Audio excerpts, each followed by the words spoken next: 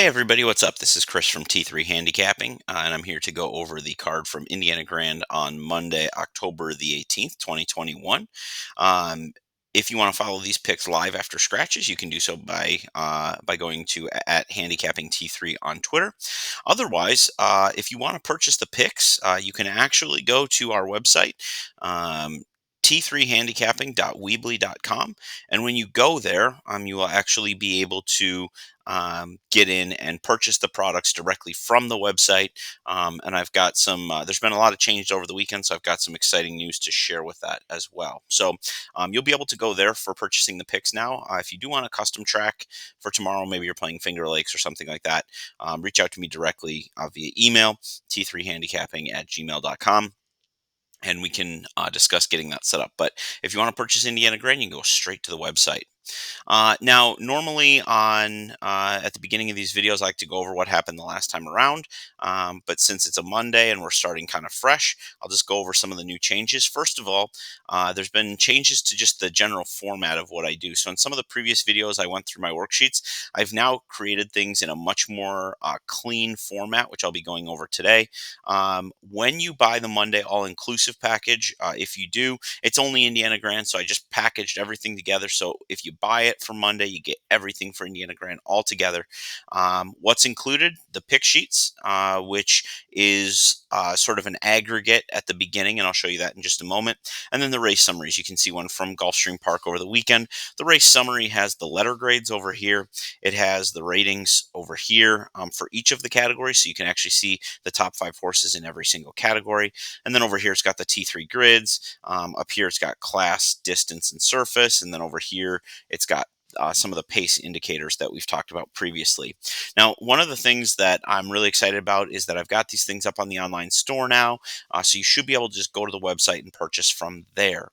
Uh, I want to make sure that everything is working correctly. So you can actually get as an exclusive for watching this video and for going through this. If you go to the website on Monday and you type in code Indy Free as the coupon code, it will actually give you the entire Monday package for free off the website. So you won't have to pay a dime for it. You'll get everything for free. I want to offer that out to you guys as kind of a thank you for watching these videos and following along. So go to the website, purchase the Monday at Indiana Grand, type in the code Indy Free, and get the package for no charge on the house for Monday's card. And play around with it. See how you like it and see what you can do. Okay. So with no further ado, let's jump into Monday's card. And for Monday's card, I'm actually going to use the package that's available for purchase, so you can kind of see how I go through and do all of this stuff. It's not terribly different from a lot of the things that I do normally. So I think it will all be pretty familiar. So this right here that you're looking at right now is the picks page. And so this looks very standard to like what I post on Twitter. The only difference is now I've actually created the best bets over here. So any horses that would have gotten those kind of teal stars on some of our previous past performances are now just listed right over here. I'm actually tracking as of Sunday of last week. I am tracking how we do in terms of win percentage, in the money percentage, win ROI. So just looking at a $2 win bet and how the ROI is doing, and then looking at a show win play show ROI as well. So lots going on there, but this is kind of a nice sheet that you can look at to get sort of all the picks in one place. And then it's got, of course, all of our social channels and things that you can follow along there.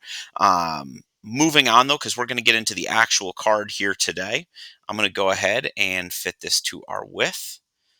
And then I'm going to just drop down here. So here we're talking race 1. It is a class level 13, so mid-levels for 8.5 furlong dirt runners at Indiana Grand. You can see that our pace projection is only a 12, so we get the turtle.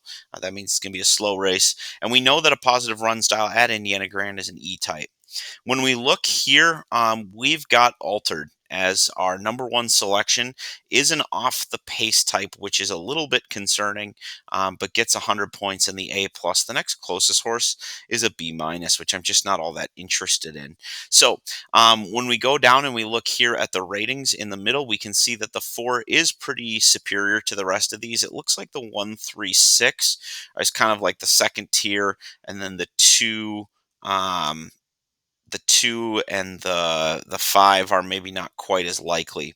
Over here, you can see obviously that the 4 is dominant with the 1, the 5, and the 6 based on being top rated in various categories. So I'm definitely going to be really heavy through the number 4 horse. I'm a little concerned that the horse likes to come from off the pace, and we've seen front runners win at Indiana Grand. But if you look at who this horse is facing right now, 4 out of the other 5 horses in the race are also closers, and in fact close from deeper. And then one of them just does not have an established run style. So we're going to be very heavy through the 4. You can see the 1 is listed as a B, and then the 6 and 2 as C's. So kind of everything that we talked about in some of the previous videos is now all in one place for you. For every single race, it's on its own page. So let's move on to race number 2. Race number 2 here, we're going a class level 14, so about the same level of horse. 8.32, so we're going a mile 70 yards on the dirt as well. Here I ended up with 4-letter grades. I have the 7, El Bohemio, as my top selection. And again, this horse is going to come out to be a best bet. Well clear of Chrome Finish and Dreams of Yvonne, who both rate in at 84. So I'm going to definitely go through El Bohemio pretty extensively. I'm definitely, though, also going to be looking to use Chrome Finish, and Dreams of Yvonne at 20 to 1. I think is a really great option as well. I'm going to be trying to run early. You can see it has the top speed numbers.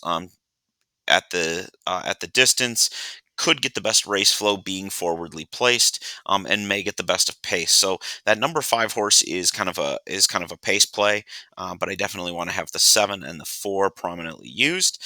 You can see over here that although the 4 rated out towards the top does not come in as the top rated selection in any of the categories, which is why you don't see it over here. Now, one thing that is a little concerning is you can see the bunny rabbit, which means we're looking at a fast pace. We've got 22 out of 24 as the pace scenario. So this one could get hot on top, and that means that maybe somebody coming off of the lead or just off the lead, like the 7 or the 4, could be a good shot.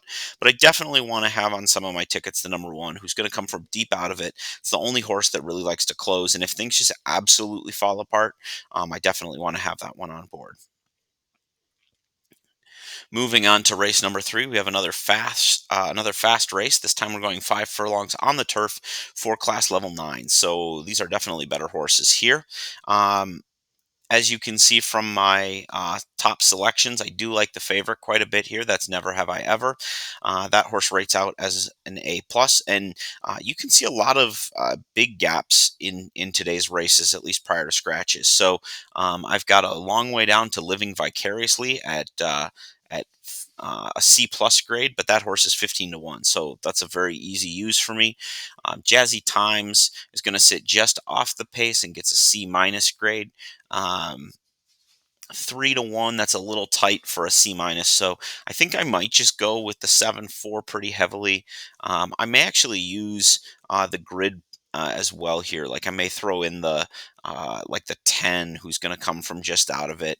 Going to kind of sit that mid pack trip, and if things get really heated, this one could be coming late. So this is one where I might be using some exactas and tries with the grid. But when it comes to the win, place, and show, or I should say the win, and looking at horizontal wagers, I'm going to pretty much be through the 7 and 4 here. Moving on to race number 4, we're class level 17, so we've jumped back into lower level horses. We're going 6 furlongs on the dirt, and this one we don't have as big of a gap. I have 2 horses rated out pretty evenly. Big If True is an A plus, and Got Spirit is a 97, which is an A grade, but very close. And you can see as we look over here, the 3 and the 6 are pretty equally split. The 1 is also in there. I do have the 1 as a C. And then Fearless Anna is a B minus. I don't have that horse as tops in any individual category, but I do have that one as being well rated throughout much of the different categories. So this one you can see is going to have a moderate pace. That's why it gets the deer. So the three classifications are turtle, deer, and rabbit. Turtle being slow, deer being moderate, rabbit being fast. Um, this one I've got the 6 and the 3 who are both kind of coming from off of the pace a little bit. I don't really have a true front runner, but when we look at our race flow, between the 3 and the 6, from both the race flow and the pace ratings, I feel like I kind of have the front runner covered somewhere in that group. So I'm feeling good about that. Moving on to race number 5, we've got a class level 8. So again, pretty good horses here. We're going 8.5 furlongs on the turf. So we got a turf route going here. And we have a few more options. I always like to see that in turf routes where things seem to be a little bit more unpredictable. And our board over here would suggest that you can see a lot of different colors. And part of why they're spread out is because there's just more horses in this race. But the other part of it is it's a turf race and more weird things can happen. So when you look at the top horses here, I really like to see that I'm not using Nate's Heartthrob. That one is the favorite at 2.5 to 1. I'm leaving that one off my ticket. It came in just below a C minus grade. I'm using Purple Shirt, who's 8 to 1 as a come from behind player. I'm also using Galileo's Rock, the number 10, who's at 5 to 1 on the morning line and will be running early. And then I have Akamai, who is 3.5 to 1 and an early type. I will probably elevate that one up to the A line as well, just in case that one's better speed. Definitely gets the inside trip that I like. So I feel like I want to have that in. I don't want to be solely going through two outside runners. So I'll probably move the two up into an A grade just for my own personal plays. And then you've got Hazel Raw and Moonshine Justice, both some speedy types who, number 4 Moonshine Justice comes in with the best race flow, comes in with good form. So it's been running against really tough horses. I think this is one that maybe has a chance. I don't know if it'll win, but certainly will be forwardly placed and could play a factor in the number. So that's one that I want to look out for. I'm not concerned about the quick pace because the number 11 Purple Shirt is a closer. And so I feel like if the pace is going to melt down and horses are going to have to come from out of it, I feel like I've got a deep closer there. I also have Hazel Run on the B line that can do that as well. And I'll take those over some of the others. So that's where we stand for race number 5. Race number 6, we've got a class level 10. So again, still pretty good horses for Indiana Grand, going 6 furlongs on the dirt. Another moderately paced race, and this one is one where I do actually like the favorite. Quite a bit. That's Polo Art. It's going to be an early running style, so I'm loving that this horse is going to be able to get out on the front and should be able to go quite easily. You can see that this horse rates out top in form, pace, and rating. Using our tic-tac-toe system, that's 3 in a row, and that's always good when you're playing that game. Not to be outdone, though, is the number 2, who also has 3 in a row across the top here. These two to me seem logical. The concern with music to my ears is the late running style in a moderately paced race at a racetrack where it's very hard to come from off the pace.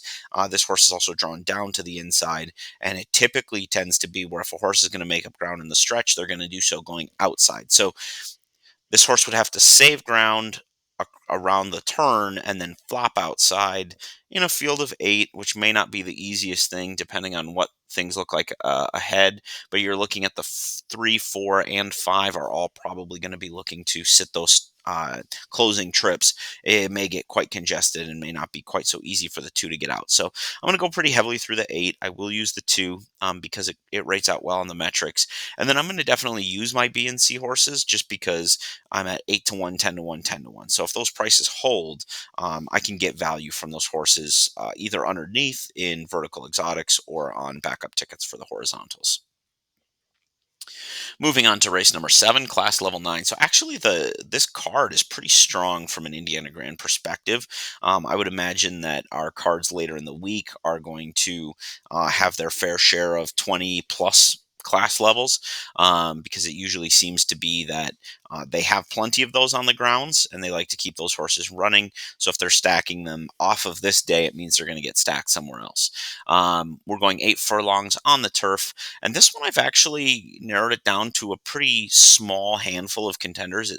To me, right now, it looks like it's the 9 Fireside Kitten as sort of uh, the head and shoulders best horse here, and the morning line maker would tend to agree with me there. The only other one they have kind of even in the ballpark is Canfu, who's the number 6.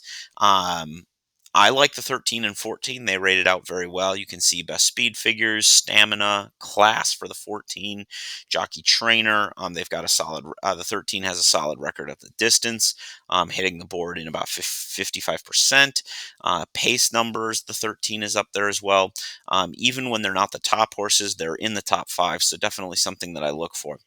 That being said, those are also eligibles. Indiana Grand does not run fields bigger than 12. So if those horses can't come in and they scratch out, you can see that 12 and 13, or sorry, 13 and 14 are significant players on this board. So this one's going to massively change if we have a change to the outside runners, if the also eligibles don't draw in. Now, if they do, then we might not see a ton of change, even despite other scratches. But that's just one we'll kind of have to wait and see on what happens. And again, my picks on Twitter will update those so that you can see which horses got elevated if there's major scratches there. Our final race, I believe. Nope, sorry, we have 9 thoroughbred races tomorrow. So our 8th thoroughbred race is a little bit of a tricky one here. Second to last leg in the late horizontal wagers. It's a 19, so some low-level horses going 5.5 furlongs on dirt.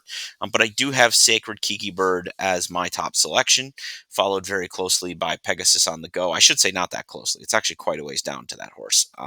Sacred Kiki Bird for me is the one that I want. It's the one that I'm going to use, but because of the level of the horses, I understand that there can be some unpredictability. So I would probably want to make sure that I'm covered through 2, 7, 9, and 10.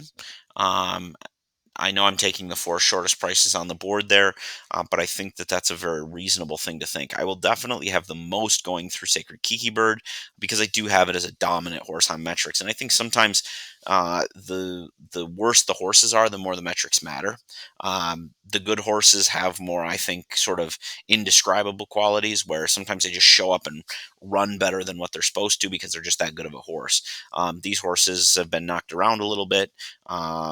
They're just lower level, and so sometimes I will take the horse that just rates out the best. I do like that Sacred Kiki Bird's going to be on the front in a moderately paced race. Should be able to get out to the front. Hopefully, can slow down a little bit. The only concern would be if Pegasus on the Go really tries to blitz. If Seminole Justice goes, could it get hung a little bit wide? That would be the one concern. But I'll take my chances there and go heavily through the 9 with a little 2, 7, 10 added on as well.